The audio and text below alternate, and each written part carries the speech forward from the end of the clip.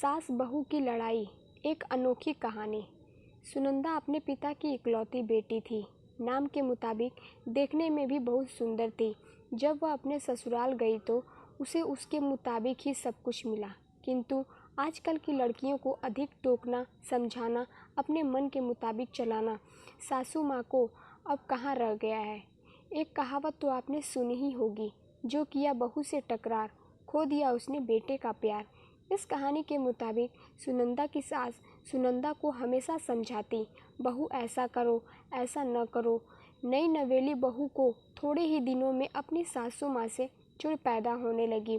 इस प्रकार यह सिलसिला आगे की ओर बढ़ता गया। एक दिन सुनंदा के घर कुछ मेहमान आने वाले थे। सासू माँ बोली, आज कुछ अच्छी व्यंजन बनाओ और मेहमानों के लिए चाय नाश्ते का इंतज़ाम भी अच्छी तरह से होना चाहिए। बस अब क्या था, इतना सुनते ही सुनंदा गुस्से से लाल हो गई। उसने जल भूनकर उस दिन तो काम किया, लेकिन उस दिन के बाद सुनंदा ने चाल चलना शुरू किया। सास जैसा कहती वह ठीक उसके विपरीत करती थी। सास ने भी पुरानी कहावत के मुताबिक बहू को उसके माता पिता को गाली देना, उसे कोसना और बड़बड़ाना शुरू कर दिया। दोनों सास बहू में आनाकानी हमेशा चलता रहता था। एक दिन सुनंदा अपने पिता के घर रोती पीटती पहुंच गई। वह अपने पिताजी से बोली, पिताजी आप तो डॉक्टर हो, मुझे कुछ ऐसी दवा दीजिए जिसे खिलाकर वह बुढ़िया गूंगी हो जाए, क्योंकि वह मुझे गंदी गंदी गालियां देती है। इस पर पिताजी कुछ सोचते हुए बोले, बेटी मेरे पास एक ऐसी दवा है, लेकिन यह कड़वा है, वो आसानी से नहीं खाएगी। इसलिए मैंने एक युक्ति सोची है। तुम हर रोज़ 1 महीने तक यह दवा अपनी सास को खाने में मिलाकर खिलाती रहना। ठीक 1 महीने में वह पूरी तरह गूंगी हो जाएगी। लेकिन हाँ, यह दवा थोड़ा कड़वा है, इसलिए तुम खाना इतना प्यार से खिलाना कि उसे पता ही न चले। दवा लेकर सुनंदा खुशी खुशी अपने घर आई और पिता के कहे मुताबिक अपना काम शुरू कर दी। अब सास जो कुछ भी कहती उसे वह मानती और उलटकर जवाब भी नहीं देती, क्योंकि वह जानती थी कि बुढ़िया तो अब महीने भर में गूंगी होने वाली है। बोल ले जितना बोलना है, उसके बाद वह चैन से रहेगी।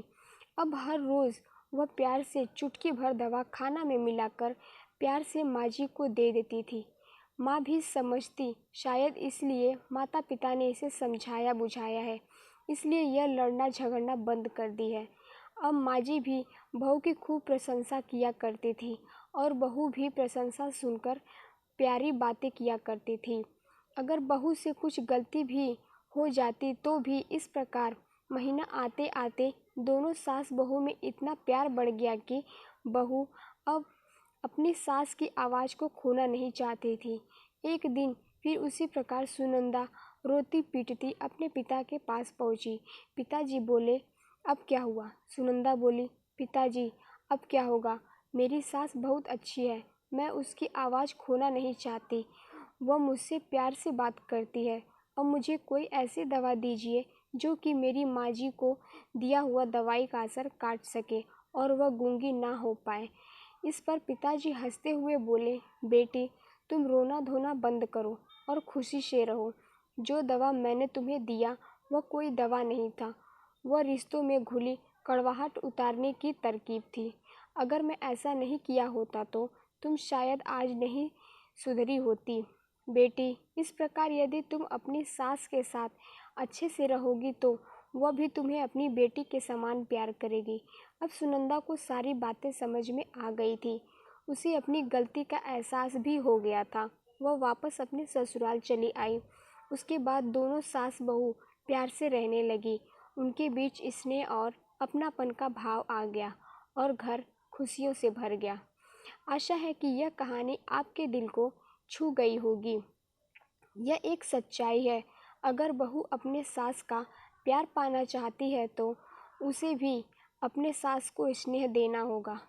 जिस घर में सास बहू में स्नेह होता है वहाँ हमेशा खुशियाँ आती हैं। अगर आपको मेरी यह कहानी पसंद आई हो तो आगे और भी ऐसी कहानी सुनने के लिए मेरे चैनल को लाइक, सब्सक्राइब एंड शेयर ज़रूर करें। कमेंट बॉक्स में अपना सुझाव भी दें कि सास बहू का कैसा साथ होना चाहिए।